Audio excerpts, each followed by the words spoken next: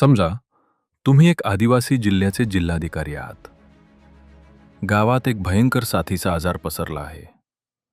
पण एक भोंदू बाबा लोकांना औषध घेण्यास विरोध करत आहे. त्याच्या मते औषध घेतल्याने देवतेचा कोप होईल. लोक उपचाराविना मरत आहेत.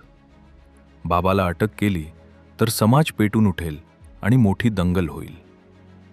एक बाजूला हिंसेची भीती आणि दुसऱ्या बाजूला निष्पाप मुलांचे जीव. अशा वेळी तुम्ही काय कराल? संविधानातील कलम 51A नुसार वैज्ञानिक दृष्टिकोन जपणे हे कर्तव्य आहे. तुम्ही तात्काळ त्या बाबाला अटक कराल आणि गावकऱ्यांचे प्राण वाचवण्यासाठी पोलिसांच्या मदतीने सक्तीने वैद्यकीय उपचार सुरू कराल. तुम्ही काय निर्णय घेतला असता?